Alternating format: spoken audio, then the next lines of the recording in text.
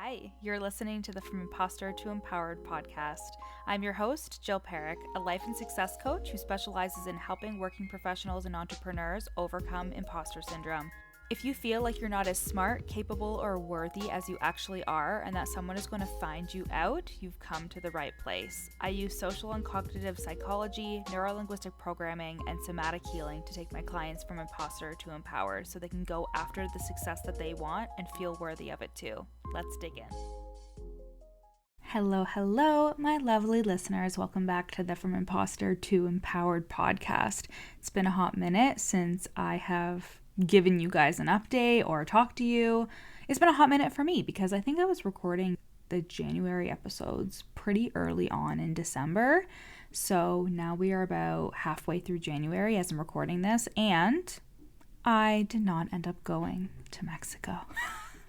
And it's so funny because as I was recording the last couple of episodes for January, I remember saying in the episodes, and my VA didn't take them out because I didn't know until the very end of December. I remember saying that like, oh yeah, like I'm going to be in Mexico and blah, blah, blah and all this stuff. And as I was saying it, it was when Omicron was really starting to become a problem. And I remember recording it being like, there's a possibility we might not be going. And I literally had to cancel it near Christmas time. It was maybe like December 27th or 28th, and we had to cancel our trip. And I was pretty sad about it. I still am, but I also am really trusting in that there is cosmic timing. And I believe if I'm not going to Mexico, there has to be a reason why, and that's totally fine. And we are still going to end up going. And I think that I'm also speaking from a place of being able to even go on vacation and being lucky to be able to go on vacation. So I can't wait when we're going to be able to, which looks like it's going to be November, the end of November of this year, which is fine because it'll still be winter. It's all good. It's all good. We're still going to be able to go. But if you were listening to those past episodes in January and you heard me very excitedly talk about going to Mexico, and I was in fact not there, you were probably like, wait, Jill looks like she's still on her couch. So what the fuck? Anyways, a little bit of an update. You already heard me talk about this back in January, but I am taking on one-to-one clients, and this is for the coach who wants to overcome imposter syndrome, reduce their self-sabotaging I'm not good enough spin-outs by 50% or more so they can show up and be the best version of themselves. And this is really a safe container, a safe space for you to grow in your own way, grow your business, really heal some of those parts of you that still feel unworthy of having the business and the life that you want, and having somebody with you every step of the way. I love my one-to-one clients. I'm having so much fun getting on sales calls and talking to people and connecting with them. I'm so glad that I'm like devoting this time right now to just spending time with my one-to-one clients, and then really working hard on the Worthy Woman Method curriculum so we can launch and have a big ass launch and a big exciting year leading up to the launch, and just bringing back the Worthy Woman Method probably in Q4 and with so much new content and so much good stuff. And that is my lifetime group container, if you were wondering, the Worthy Woman Method. But currently the only way you can work with me is in one-to-one. So if you're not already in the Worthy Woman Method, which I know a lot of my clients who are in there listen to this, so hello, I love you. But if you are not in the Worthy Woman Method, then you are going to want to get into one-to-one coaching with me because it will completely change your life. And I also want to say too, I think that sometimes one-on-one coaching gets a bad rap in the coaching space, but one-to-one coaching is epic. Like having that time with a coach where all the attention is on you and you get all of the support and you can bring them anything, you know. Sometimes when it comes to groups, like even me especially, who has really struggled with imposter syndrome, sometimes when I get into a group and I don't know everybody, it's hard for me to show up and say what I'm really thinking because I have such a strong tie to shame. And that has gotten so much better, but it definitely only gets better when I get to know the people. So the great thing is about the mastermind that I'm in with DL Sharon is like DL and I have known each other for so long, and she's been my coach for so long. Even when she wasn't my coach, I still felt like she was my coach, and I know her so well, so I am able to be really upfront and honest with her. And it took me still a little bit of time to get used to speaking up during our group calls because, you know, it's revealing. It can be uncomfortable, but you grow so much in coaching containers. And I really think that everybody should have an experience with a one-to-one coach at some time in their life. And I'm going to tie this into this episode because I think it also has something to do with integrity as well. I truly believe that being coached has led me to be the best coach that I can possibly be. And there are lots of instances where you can work a job that you don't necessarily need to have help with yourself, but when we're looking at helping professions like therapists and coaches and leaders, it's really important to be mentored because then you can work through your own shit and you can look at your own shit so you can become a better leader.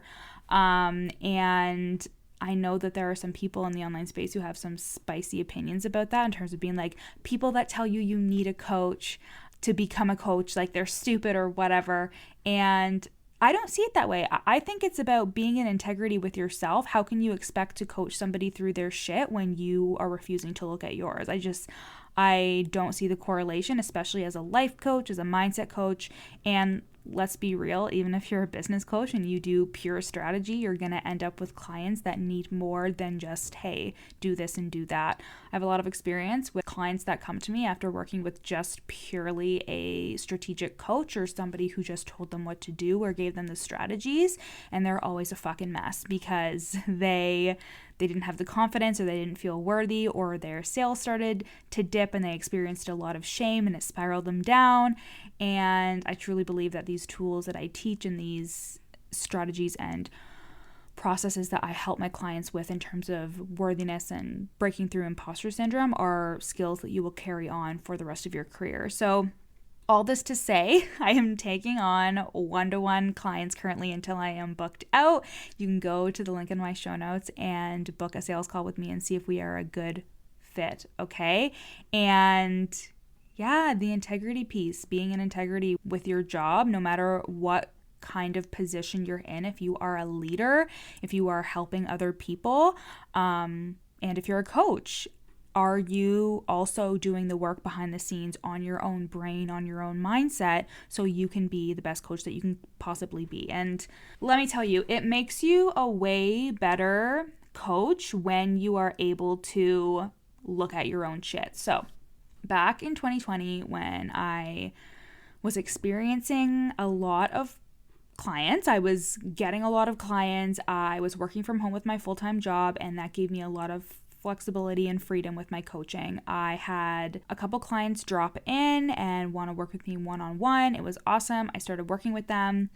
And a block for me was still breaking through my own feeling of imposter syndrome, especially because everything happened so fast. I had been working really hard from 2018 into 2019, and the end of 2019, I only made about $12,000 from coaching in 2019, and I was still really learning to take on the identity as a coach, and like a coach that has something to say, and a coach that should be like respected and be seen as an authority, especially because I had taken on the niche of imposter syndrome, but still struggled with imposter syndrome a lot myself, which I still do. I don't think it ever fully goes away. I think you just become more and more accustomed to your worthiness. You become more and more in your power, and that helps you break through those times even when you do feel like a fraud. So I was really experiencing a lot of imposter syndrome back in the beginning of 2020 because all of a sudden, being able to work from home, I had so much time, and all of my compounded efforts over 2018 and 2019 were beginning to come to fruition. You know, I had been posting content and showing up for about 2.5 years. And I don't want that to discourage anybody, but I want to just remind you that like I could have given up at any point, but I didn't. I just kept going. And even though it felt like shit, and even though I had to do so much fucking mindset work and like so much coaching, and I was investing, even though I was only making $3,000 a month at my full-time job. And $3,000 a month is pretty good, but when you're trying to invest in like a coach that is 4 figures and like you're never used to spending that kind of money, it definitely is a shock to your nervous system. So I was experiencing all of these things. And let me just tell you, DL, when I first started working with DL back in the beginning of 2019, I paid her like $100 a month.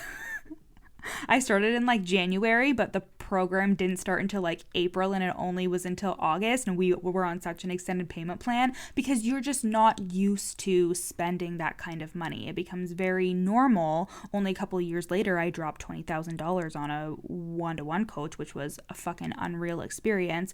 But I'm just saying, it's a shock. All of a sudden becoming an in-demand coach after a couple of years of feeling like nobody fucking cares, it's a shock to your system. So what was happening for me was I was getting on the calls with a couple of my clients, and a couple of them actually had fears around like, okay, if I become X, Y, and Z coach, will I be able to help my clients get a result? And my own struggles with imposter syndrome created a block for me being able to help them. And here's why. Because, and even as I say this too, like there used to be a lot of shame around like I was not the best coach that I could be back then, but I helped them as much as I possibly could, and they still got an amazing result. And what I have learned from that, this is my ADHD going off into fucking tangents for you guys. You should be used to it at this point, I think. But I used to have a lot of shame about admitting that I didn't feel like I was the best coach when I started out, but like my clients still got a result, and I'm always learning and always doing better, and you can't get experience without getting experience. You know what I mean? So anyways, that was a little side note. But my own experience with imposter syndrome of feeling like, how am I going to help this client get a result? First of all, that can really block you from selling. It can really block you from selling. It can really block you from just doing the thing, and you're saying in your mind, or you're saying to people, yep, I really want clients. But then when they book the sales call, or when you get on the phone with them and you start talking to them, you start to like get panicky and anxious because you're like, fuck, like, am I going to be able to help them? And that was the experience that I had. I was still able to book them and sign them, but it was very painful because I had a lot of anxiety, a lot of fear, a lot of imposter syndrome. So I was struggling because I was also working full time, but I also had so much imposter syndrome about being able to help them with imposter syndrome. So funny. So the reason why it created a block for me is because I took on shame instead of getting curious. That was the only difference. Because when you struggle with something and then your client struggles with it as well, what is happening is you are leaning into shame instead of leaning into getting curious, because you are afraid that if you were to lean into, well, how can I help them? You're going to come up empty because you haven't figured out how to help yourself. And this is a very simple shift that will help you get through that block of telling yourself and thinking to yourself, I'm not going to be able to help them get a result. And I think this also goes to say for my perfectionist, or if you're neurodivergent, you also think in a very black or white kind of way. And remember that you are not expected to shift their world on its axis. You are not expected to blow their fucking minds with the most groundbreaking, unique thing. Your coaching just has to solve one problem for them. And if I could help clients feel more worthy, that is solving a problem for them, right? So I just want you to remember that no client is coming in with the expectation that you're going to solve all their problems. And if they are, they need to be coached through that because they are the person that solves their problems, right? So I just want to say that. But really getting curious instead of leaning into shame. I talk about shame a lot on the podcast because it is just such an important thing to talk about, because whenever we hear should in our minds, whenever we tell ourselves you should be doing this, you should be doing that, it creates shame. And I think when it comes to clients, we think they come to us and we have to solve their problem, and we think we should know how to work through this, but I struggle with it, so how dare I? And the solution there is just to get really curious about their problem and approach it like you would a math problem. I'm terrible at math, but approach it as you would a math problem and being like, what are all the possible solutions to this? Get creative and get excited about helping your client solve the problem. And this takes the mirror off of you. This stops you from making this all about you and your problems. Your client is coming to you because they believe that you can help them solve the problem, not solve the problem for them. They believe that you can help them solve the problem, right? So if you just get curious and get excited, like DL was telling us the other day on a mastermind call, she was saying how spend some time in your notebook working out your clients' problems and thinking about them. She always says, and it scares the shit out of us, she always says stuff like, I've been thinking about you. And sometimes it's a good thing and sometimes it's a bad thing because she's like, this is what I think you're doing wrong and this is what I think and blah, blah, blah. But she's thinking about us. And I do the same thing now too, where before I had a lot of shame because I was internalizing my clients' lack of results and making it about why I'm not good enough. And that is why doing the worthiness work is so important, because you're going to make it all about you if you don't feel good enough. It doesn't matter if you sign the client. You're not going to feel good enough from signing the client, right? You are going to sign them and then all the anxiety is going to come rushing back in because your body and your brain doesn't just change based on an external circumstance. You're going to have the same thoughts and the same feelings. So if you're used to feeling anxious, that anxiety is just going to transfer into something else. And if you believe, oh my God, I can't help them, I'm not good enough, blah, blah, blah, you will take every piece of their mistakes or their failures or whatever, you'll make it about you, you'll internalize it, and that takes you away from becoming really curious about their problem and thinking outside of the box instead of thinking, holy fuck, I can't help this person, and getting panicked. I've talked about this on my podcast before about when a client would come to me and they would be spinning out, I would internally freak out because I would be very uncomfortable with holding their emotion, and I would be really stressed because I would be telling myself they need to be a perfect, fixed, whole human or I'm not doing my job. Or maybe this is the exact reason why they hired me, to bring them back to a grounded place, to help them spin out way less. And that is actually my superpower.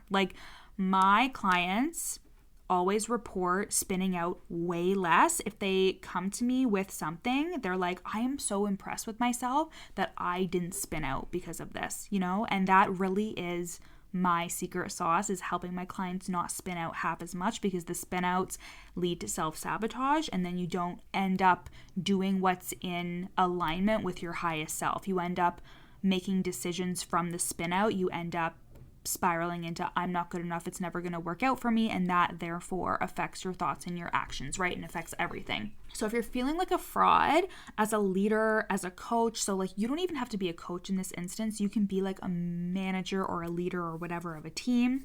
You may feel like a fraud because you're struggling with something that your client or your coworker is struggling with and you're trying to help them through that.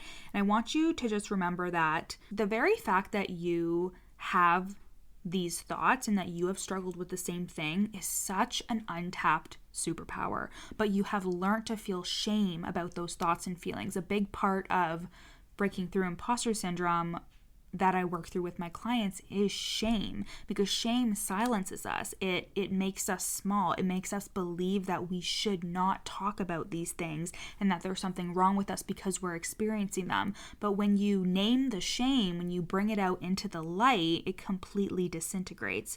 So you don't think you're good enough, and then you have the shame layered on top of not feeling good enough because you're like, I shouldn't even be having these thoughts.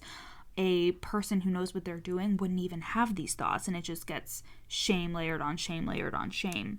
But if you're a coach, you are your best market research. Your thoughts and your feelings and everything that you're experiencing is so good for you to know what the fuck your clients are thinking or what their problems may be. And I think about this a lot. I think about how before, when I didn't feel worthy or good enough, or like my concepts weren't good enough, I would be like, well, I can't solve this problem. Like, I can't just solve the problem of helping somebody feel better. It's just so layered. But what if I could solve it? What if I could like create a concept or create a process or do a journaling prompt or something? The people that have innovated in this world, even in the coaching world, the people that have created apps or done things solving somebody's problem is because they didn't spiral into shame. They thought about, how can I solve somebody's problem in a very unique way? A problem that somebody would say, well, I guess this problem is never going to be solved. You know, like imagine if all these organizations who are helping overcome world hunger were like, you know what, we're never going to overcome this, so just fuck it. You know, like instead there are people and panels that are working towards this very big global crisis that actually they have the belief that they're going to be able to figure it out someday, you know? And I want you to approach it as well. Like, what if you were the person to solve this problem, this one problem? There is magic in your own secret sauce. I actually have a training in the Worthy Woman method that is specifically about creating your own secret sauce. It also helps to really show your humanity as well. Like, I feel like when I didn't admit that I struggled with imposter syndrome as much as I did, my content and how I showed up felt so fake and like disingenuous. It didn't last long because I was like, I need to overshare and talk about everything that I'm struggling with because that's how I relate to people, you know? And when I finally admitted, you know, I struggle with this, I struggle with that, like people don't care. They actually love it more when you're able to show your humanity and show that you have the same thoughts and feelings. And again, you are your best market research. My best posts or my best trainings have come from literal thoughts that I've had, or I've had somebody reach out and say, I have this literal thought.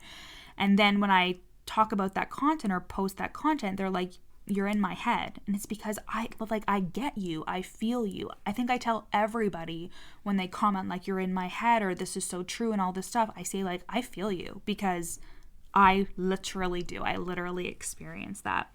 Really taking away the shame and being like, you are so normal for feeling this way, because I have too. And I think that especially high achievers, I work with a lot of high achievers for the most part, a lot of high achievers that are actually end up to be neurodivergent, which is really funny.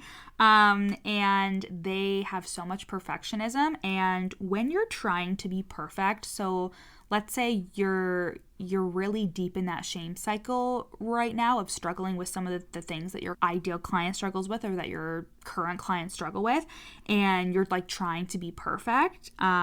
You think that you need to show them that you're perfect, but you're subconsciously sending yourself the message that you are not allowed to be human, that you have to be perfect. So you trying to pretend like these things don't affect you, or you trying to pretend that like you don't struggle with them at all and you've overcome it and everything's fucking great now, you're subconsciously sending yourself the message that it's not okay, that you currently struggle with it. And this was a shift that I made in my own marketing, where I actually stopped saying things like, yeah, like I've overcome imposter syndrome and I feel great. Like, and this is where I was and this is where I am, you know. There's a very popular copywriting hack in terms of like the hero journey. And honestly, like we are on this fucking floating rock for a very long time.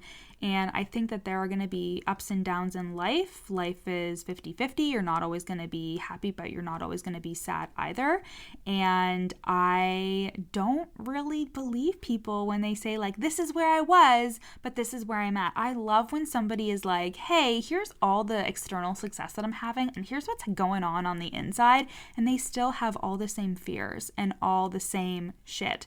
Like, it's so funny because when I was on the mastermind call with DL's mastermind, she was saying like, a lot of our calls sound the same as my group program. These coaches who haven't made $50,000 in their business yet, whereas our mastermind is for coaches who have made $50,000 or more and getting you to $250,000. And she was like, all your calls sound the same. And the same thing goes for when I coach the Worthy Woman every Wednesday, that group. Everything's the same. All your thoughts and feelings are still the same. You're just playing with bigger numbers and you're playing at different levels and you're breaking through different levels. And that's why I feel like imposter syndrome is something that you're constantly breaking through, but because you're breaking through each level. You're not overcoming it forever. You're breaking through each level. And I'm trying really hard to on purpose say breaking through. So if you hear me say overcoming, it's just because I'm so fucking used to saying it. But breaking through imposter syndrome is something that I'm trying to position it as now, because that's exactly what it is. It's just breaking through imposter syndrome at each level and owning your worthiness more and more and more. There is never going to be a time where you're going to feel like the most perfect worthy person, and it's like any other process. You look at your shit, you work through your shit, you step into your highest self, and you do the damn thing, and then you start all over again. And you know, it gets easier after you go to therapy or when you are working with a coach and you're working through a lot of those like past experiences, and it just becomes a point where like you've worked through a lot of deep stuff and now you're just hitting things that come up. Like that happens whenever I have a re-sign with a client. So if I work with them for about 6 months and then they re-sign for 4 months, because that's how it is for one-to-one coaching, is you do coaching for 6 months and then you re-sign for 4, if you would like to re-sign. And what happens is in those 4 months for the re-sign, it is a lot of things that are coming up now, like coming up in the moment, instead of just like, okay, like we're looking at these really heavy experiences. We work through and heal a lot of that stuff in the 6-month container, but in the 4-month container, it's really about like breaking through over and over again to that next level, because we've already done all the foundational stuff in the 6-month container.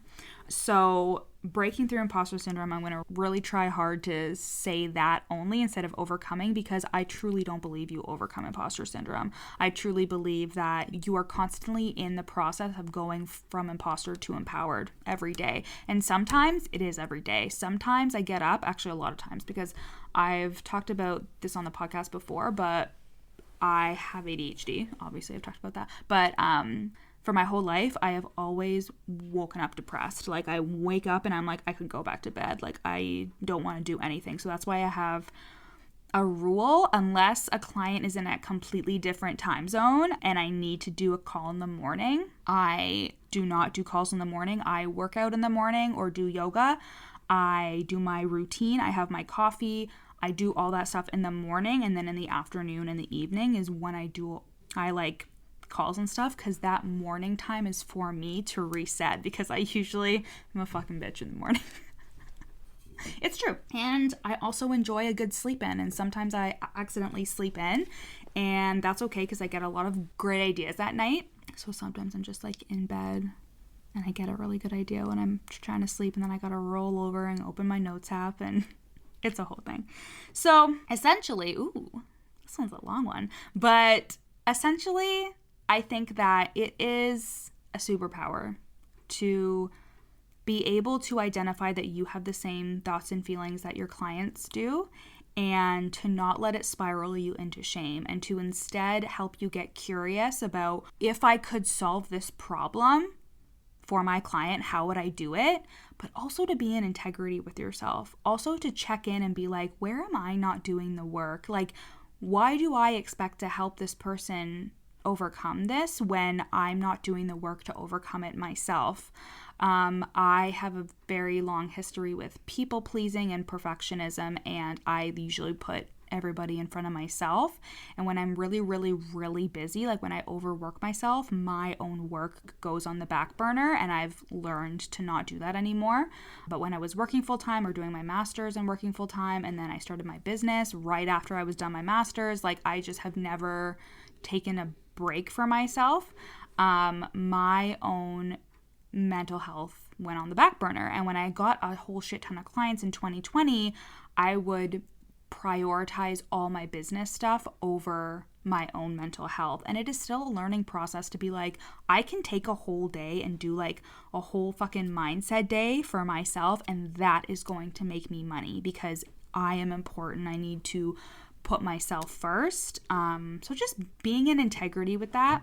And also knowing that if I'm having the thought of not feeling good enough, I literally just write it down because I'm like, I should say this because the person who sees me talking about imposter syndrome and thinks, well, she has imposter syndrome, so who is she to help me? That's not my person. But the person who is looking at my stuff and thinking, oh, well, she's still experiencing imposter syndrome, so like, why should I listen to her? That's not my person. That's not my person whatsoever. And I would never work with somebody who thinks that they have it all figured out and now everything is perfect. I would rather work with a human who I have seen. And that's why I love working with DL, because she has like come such a long way. She was a social worker and she worked really hard to side hustle with her business, and then she was in school debt and a lot of debt, and now she like built her own house and has all this savings and has this booming business, and like she has worked her way up. And again, I'm not saying that you need some like tragic